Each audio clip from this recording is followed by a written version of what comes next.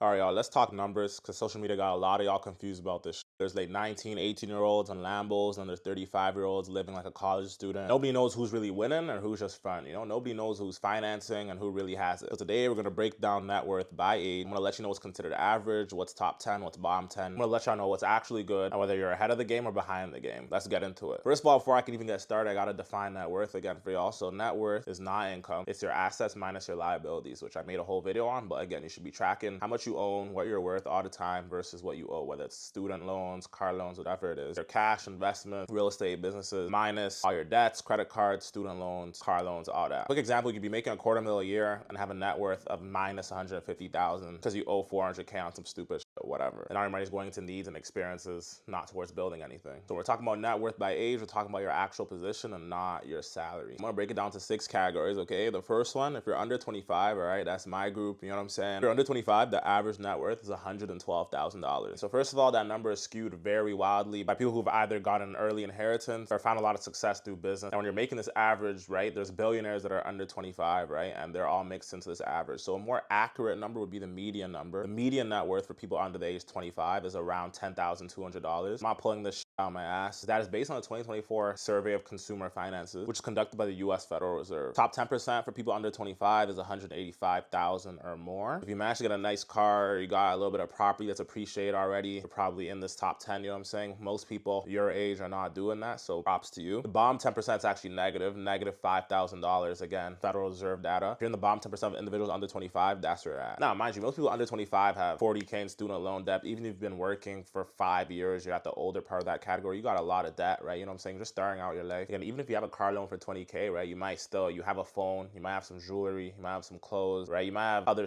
that you could sell or whatever. You might have 10, 20K stacked, you know what I'm saying? So that's how it kind of balances out around that 10K median. Key thing in this category, the average is really high because there's trust fund babies, a bunch of other people skewing the average. Of course, you're under 25, you don't really have much skills, right? Your income's probably not that high, then you're pushed to go to school. You're starting to become a real man or woman, you're starting to get those expenses. The intersection of those two things, low value in the workforce and becoming an adult, again, it just makes the average very low in this category. Next category, 25 to 34. Average net worth in this category is about 204,000. Median net worth is about 60,000. So again, going into your late 20s, early 30s, you should be looking at buying some property, having a paid off vehicle. You should have a cash flowing asset of some sort that's making you money while you're asleep, in my opinion. Top 10% in this category, it's not that much higher than the last category, 418,000. So this just tells you, like, even people going towards their early 30s, late 20s, just having a paid off house alone, you're already in the top 10 percentile of net worth at age 34. So that just kind of tells you what's going on in our society, right? Again, bottom 10% of this category is a net worth of $0. Again, that's a big thing. Again, a lot of Americans this age are in debt, definitely a lot more than 10%, but again, probably have some assets that are pushing you slightly above that zero category. The big problem in this category is lifestyle inflation, right? You're making a little bit more money, you're getting more skilled, you're getting more experience, people are willing to pay you for that, but as a result, your lifestyle is getting more expensive, you're buying nicer cars, nicer things, maybe you're still renting. That can kind of keep you stagnant between a $0 and $100,000 net worth. Then we have 35 to 44. Now the numbers are a lot higher. Average net worth in this category is about 589,000 according to the Federal Reserve, and the median net worth is about 147,000. To be top 10% in this category, your net worth needs to be about 1.2 million. Bottom 10% is about 5,000. So again, you still see people going into their 40s still struggling to pay off debt. If you're 40, you have a paid off house or any sort of business, and you're not in debt, you're probably in a good position, probably closer to the top 50% of your age group. One thing that fucks people up in this category is divorces. Again, according to Google, I don't know how true this is, but 9% of people will get married at some point in their lifetime, and 56% of those people end up in divorce. So again, about half the people in this category, based on those stats, will probably be going through some type of divorce. That's cutting into your net worth,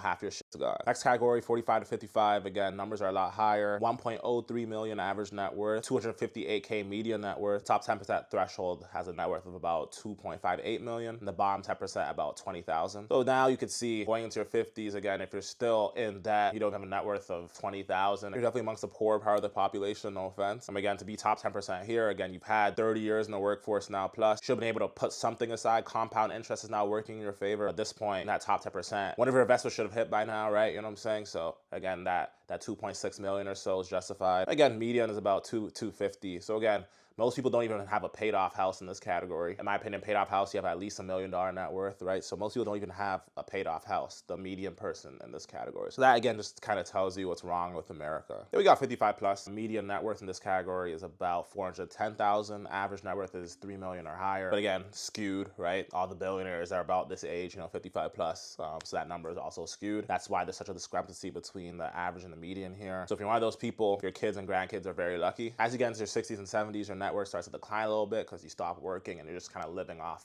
what you've made for yourself, your assets, your 401k. General advice based on everything I just said, please don't aim to match the average. That's how you end up average, you know what I'm saying? For every category I said, whatever age you are, please be aiming for that top 10%. If you're in your 20s, I'll say, especially early 20s, I'll just say the biggest thing, have no debt. Use the cash you have to try to make more money with it. Go into debt to make more money if you feel like it's a good opportunity, you know what I'm saying? That's the only time I advise going into debt. But apart from that, stay away from it. Again, by 30, should be pushing, 100, 200, 300, 400K net worth, you know what I'm saying? Should be building your asset, building your business, minimum. You know what I'm saying? Hopefully it's much higher, but minimum, that's where you should be aiming at for that category. By 40, I definitely say own the place that you live at and have at least one good asset bringing you money while you're chilling. Don't compare yourself to the person who got a 100K wedding present from their parents, you know what I'm saying? Like, we all have our own hustles, our own struggles, our own story, you know what I'm saying? Don't compare yourself, just hustle. Things that fuck up your net worth quickly, buying luxury cars, right? You buy that brand new 7 Series, the second you drive it, you just lost 20K. You put $0 down on a car, you think you're not losing any money, the second you sign that paper, you just lost 10, 15, 20K in depreciation the second you sign the paper. Credit card debt, you should be paying 25% interest on food you bought 2 months ago. That's just not okay. And student loans with no plan, definitely have a plan to pay it off in a set amount of time, whatever's comfortable for you. Again, net worth is basically your scoreboard. It's a real measure of how you're moving. Fuck all the social media stuff. Don't look at that guy's Rolex or the girl driving the new Benz truck,